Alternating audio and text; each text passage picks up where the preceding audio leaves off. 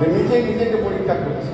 পরীক্ষা নিরীক্ষা করে বললেন, হে দেবর্ষি নারদ, তোমার প্রভুর এমন কোনো ব্যাধি হয়নি, এই ব্যাধি সেরে যাবে। বলে কেমন করে সারবে? কেমন করে সারবে জানো? কেমন করে সারবে জানো?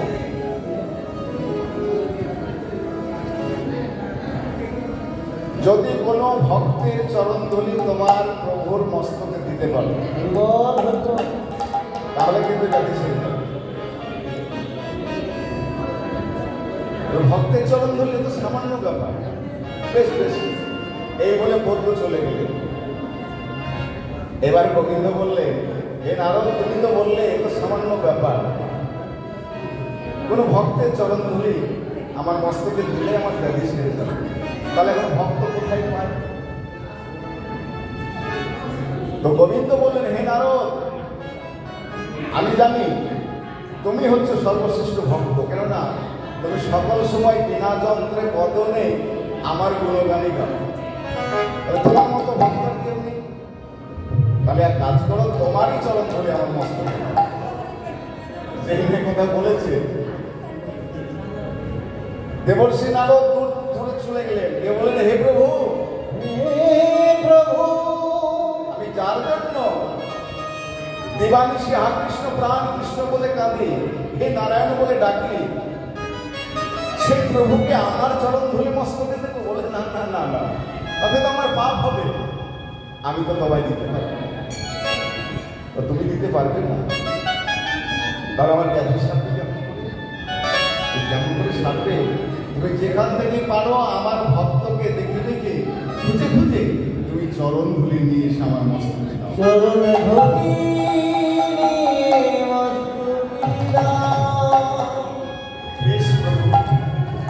এই বলে দেবর্ষি নারদ কি করলেন, তার যে বাহন, দেবর্ষি নারদের বাহন কি তো বাহন, যেমন সরস্বতীর বাহন,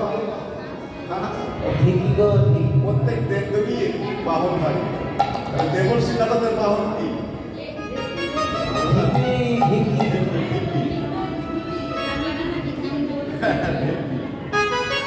ওই ঢেকিকে আহ্বান করলেন। ঢেকির মোট চড়ে বিনা যন্ত্র হাতে নিয়ে তিনি হরিনাম গাইতে গাইতে স্বর্গমর্ত পাতাল সকল জায়গায় যেতে লাগলেন। এই বলে গোবিন্দ আবার কি করলেন, দেবর্ষি নারদ বিনা যন্ত্রের হাতে করে বললেন, বল বল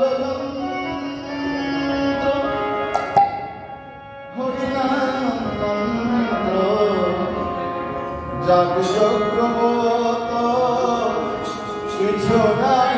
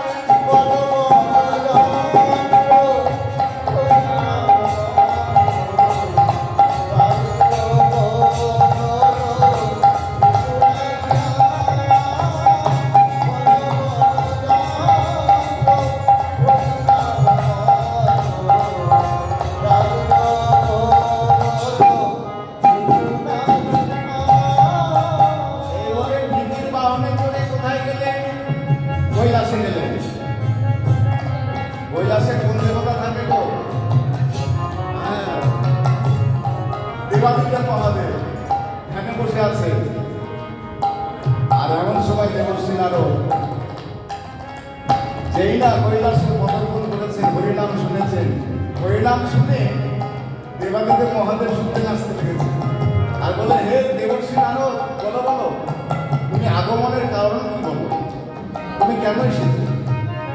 হে প্রভু, আমি জানি এই স্বর্গ মধ্য পাতালে একমাত্র আপনি ভক্ত, কেননা আপনি এক মুখে নামতে এক মুখে হরিনাম করেন, কিন্তু আপনি 5 মুখে হরিনাম করেন, পঞ্চনাম, যার নাম বলা হয় পঞ্চানন। 5টি বদলে নাম করেন, তাহলে আপনার মতো ভক্ত আর কেউ নেই। তা আমার প্রভুর যে ব্যাধি হয়েছে, সেই ব্যাধি সারাবার জন্য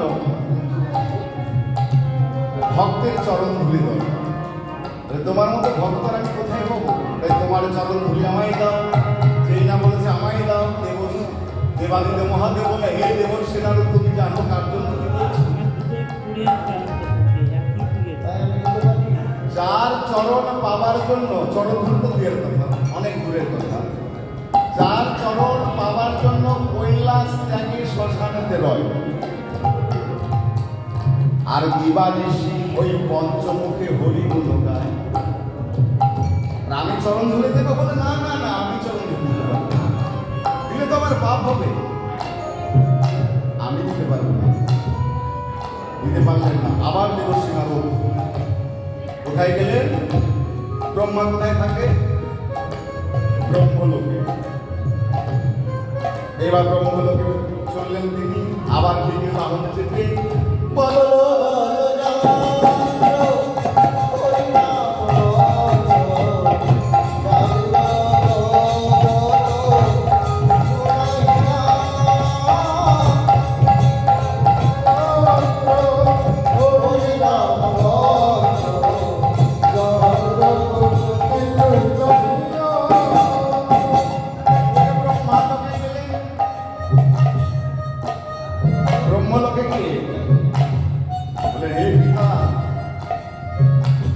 আপনার কাছে আমি এসেছি কেন জানেন?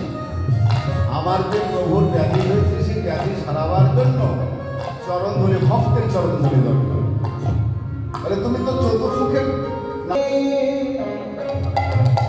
তোমার মতো ভক্ত আর কেউ নেই। তোমার চরণ ধরে আমার মস্তক আমায় দাও, আমার প্রভুর মস্তকে নিয়ে গিয়ে দেব। যেই না কথা বলেছে, ব্রহ্মা বলছে, না না,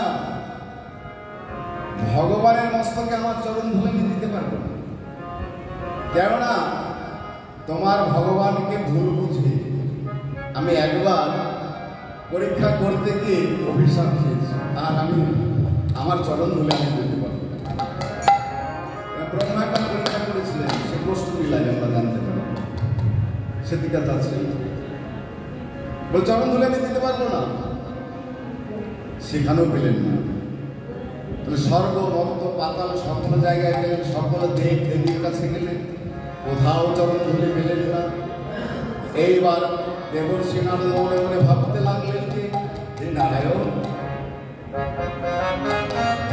তোমার ওই নায়ক, তোমার আমার বদলে তোমার নাম করি, কিন্তু তোমার কৃপা না হলে তোমার চরণ ধুলে আমি পাবো। এই বলে নয়ন জলে ভেসে যাচ্ছে। আর ব্রহ্মা কি করলেন? সেই কাঁদতে কাঁদতে নয়ন ধারায় বসে যাচ্ছে, কাঁদতে কাঁদতে ব্রজ দিয়ে চলে যাচ্ছে, ব্রজের ফল দিয়ে। আর প্রভু নারায়ণকে স্মরণ করলেন, ও নারায়ণ, তুমি শ্রীমধ্বস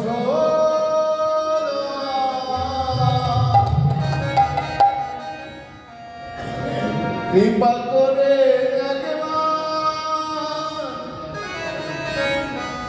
দাও দর্শন, ও নারায়ণ, হে মধুসূদন,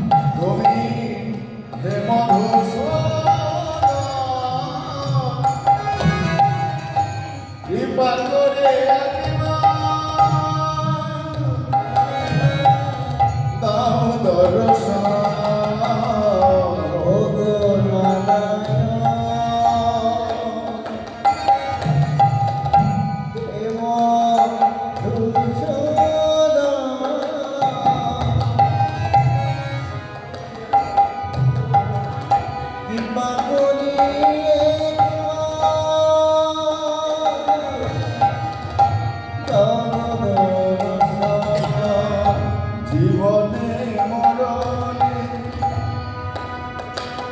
কিছু নাই যায়, তোমার কৃপায় যেন দর্শন পাই। জীবনে মরণে তোমায় নাই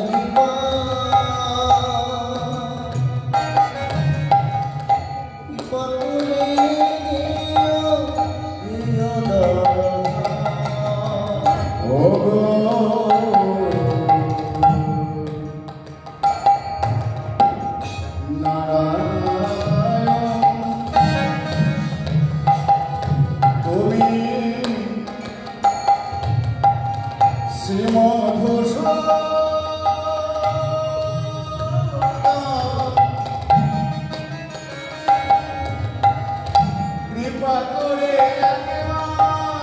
দাও দর্শন।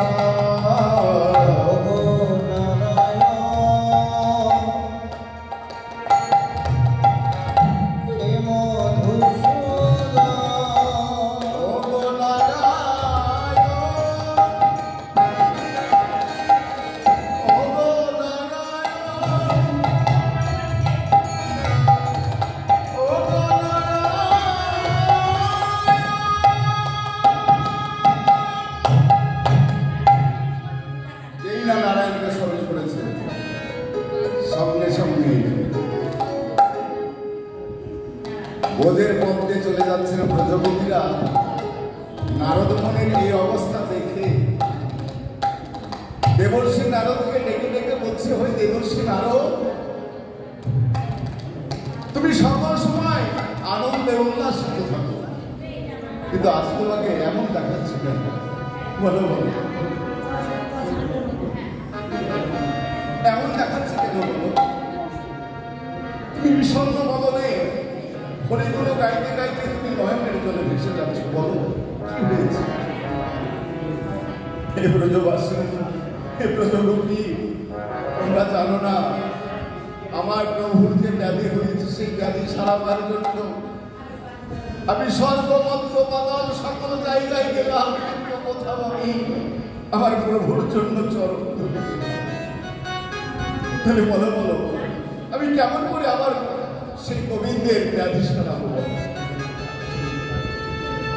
চরণ ধুলি না তো, হ্যাঁ ভক্তের চরণ ধুলি দিলে আমার প্রভুর ব্যাধি সেরে কোথাও গেলাম না। ব্রজগোপীরা ডেকে ডেকে বললেন, হে দেবর্ষি নারদ, এর জন্য তুমি কাঁদছো, এর জন্য দুঃখ করছো?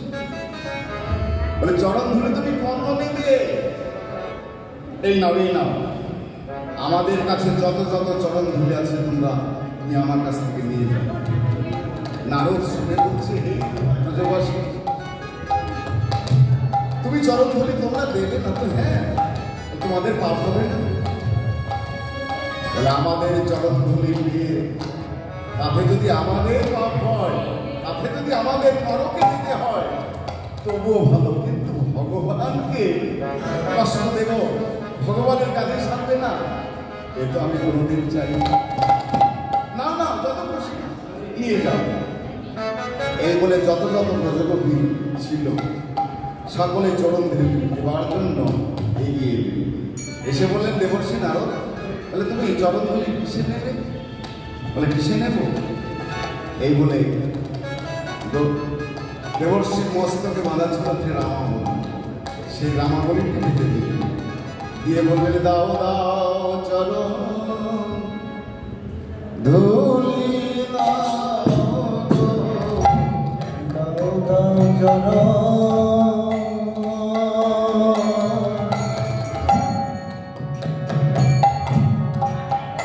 চরণ ধুলি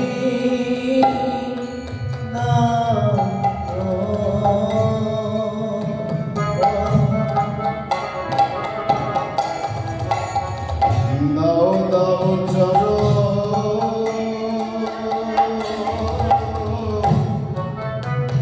চরণ ধুলি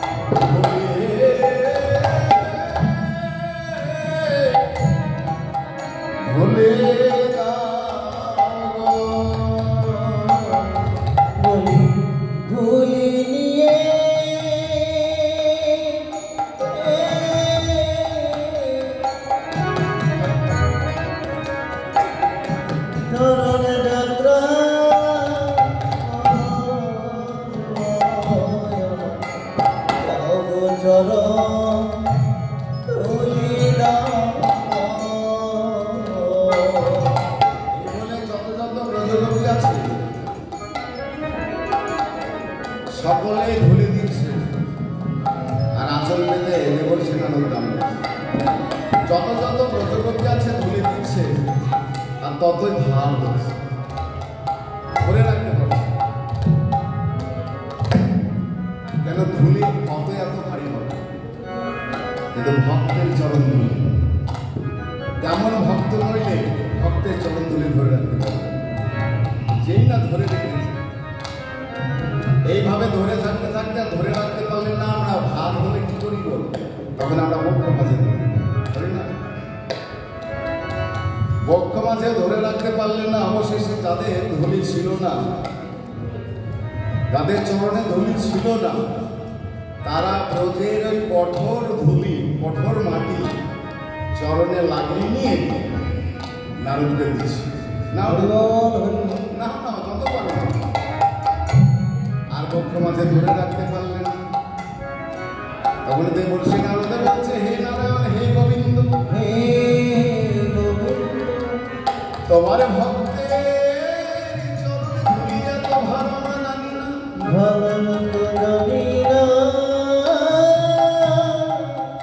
তোমার ভক্তের চরণে ধুলি একমাত্র তুমি ধারণ করতে পারবে কিন্তু আমি তো পারবো না তুমি যদি কৃপা করো তোমার চরণে ধুলি আমি তোমার মস্তকে না দিয়ে আমার মস্তকে আমি ধারণ করি এই বলে প্রভু নারায়ণকে স্মরণ করলেন বলে যত যত চরণ ঝুলি দিচ্ছিল তিনি কি করলেন নারদের মস্তকে ধারণ করলেন বলে প্রভু এইবার বুঝতে পেরেছি তোমার চরণ ধুলি কত ভাব তাই চরণ ধুলি পেয়ে দেবর্ষী নারদে নাচতে নাচতে আবার প্রভুর কাছে চলেছে সেই হরিগুণ গান করতে করতে বল বল জন্ম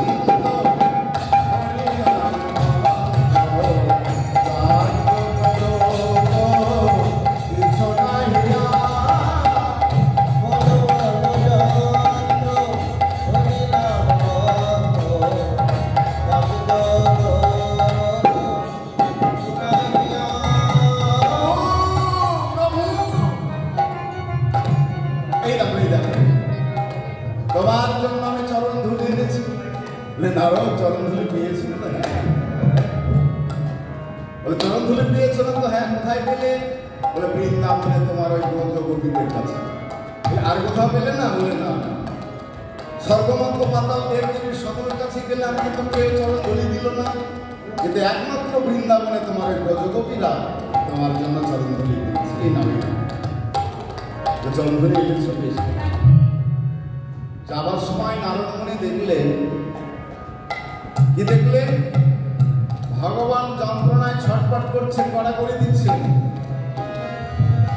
আর বললেন তুমি যত তাড়াতাড়ি পারো আমাদেরকে চরণ ধুলি দাও আর ভগবানকে দেবার জন্য যখনই চরণ ধুলি এনেছে ভগবান হাসছেন আর বলছেন নারদ তুমি এনেছো ভালো করেছো এই দেখে দেবর্ষী নারদ বললেন আচ্ছা প্রভু, আমি যাওয়ার সময় দেখলাম তুমি কাতর হয়ে আমাদেরকে বললে যে চরণ ধুলি এনে দাও, ছটপট ছটপট করছিল, নাই। এবার কিন্তু তুমি হাসছো কেন? কেন হাসছি জানো? তবে কি ব্যাধি সেরে গেছে? বলে হ্যাঁ, ব্যাধি সেরে গেছে গো। তোমার ব্যাধি সেরে গেছে। ভগবান বললে ব্যাধি সেরে গেছে বলে কেন? তাহলে দেখুন ব্যাধি বা কেমন আর ওষুধ বা কেমন। ঔষধ না খেতে, ডাক্তার না দেখাতেই ব্যাধি সেরে গেছে। কেমন করে হয়? ভগবান বললে হে নারদ, তুমি জানো না, হরি নামে হরি নামে হরি নামে। তুমি চরণ ধরি কিসে নিয়েছো? বলে কিসে নিয়েছি জানো না? ভালো করে চেয়ে দেখো, এই দেখো বই দেখো, তোমারই নাম লেখা আছে রামাবলী। সেই রামাবলীতে তোমার ওই চরণ ধরি আমি বলে ওই তো নারদ, আমার হইতে নাম বড়, ভগবানের হইতে ভক্ত বড়। তাহলে আমার হইতে নাম বড়, সেই নামে আমার নাম করে ব্রজ গোপীরা তার চরণ ধুলি দিয়েছে। তাহলে নামেই যখন চরণ ধুলি পড়েছে তখনই আবার ব্যাধি সেরে গেছে না? ও ব্যাধি সেরে গেছে। হ্যাঁ, তাহলে প্রভু এত এত চরণ ধুলে আমি কি করবো? বলে কি করবে? ওই সুরধনী গঙ্গার তীরে তুমি ভাসিয়ে দাও। এইবার সুরধনী গঙ্গায় ভাসিয়ে দিলেন। সেই চরণ ধুলি ভাসতে ভাসতে ভাসতে ভাসতে নবদ্বীপ, 9টা দ্বীপে পরিণত। আর সেই নবদ্বীপে প্রভু আমার সেই ব্রজের ভাবে ভাবিত গৌর সুন্দর ভক্তগণকে সঙ্গে করে সেই সুরধনীর তীরে ভক্তগণকে সঙ্গে করে খেলা করছেন, হরিনামের খেলা। বলি খেলায় নদ খেলা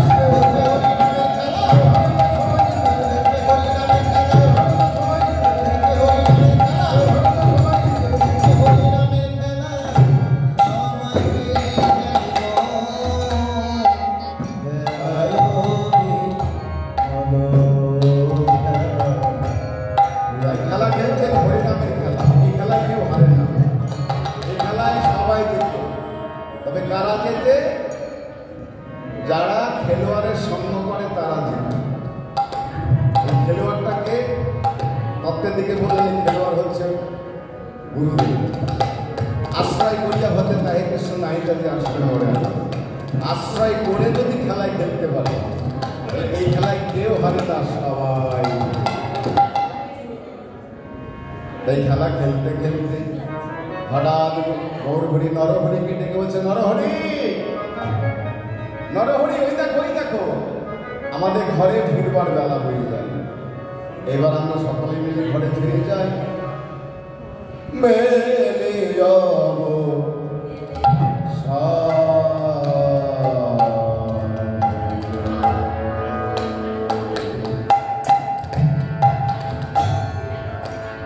ঘরে চলিলা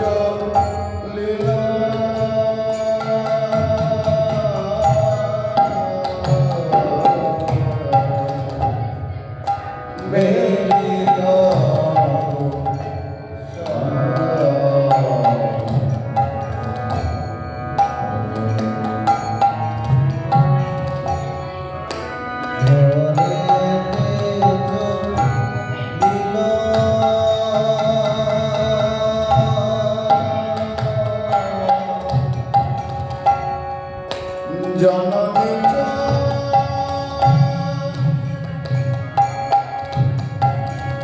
রনে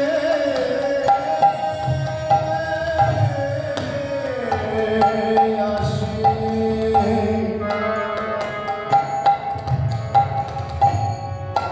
প্রণাম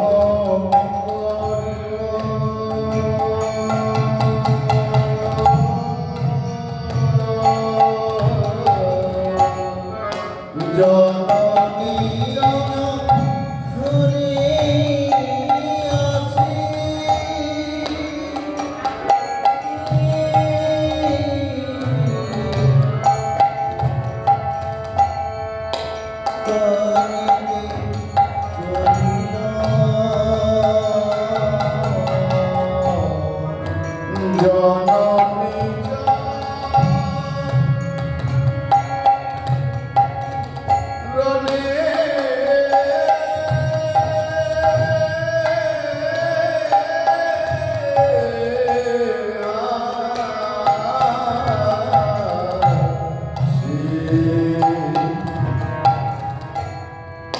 প্রণাম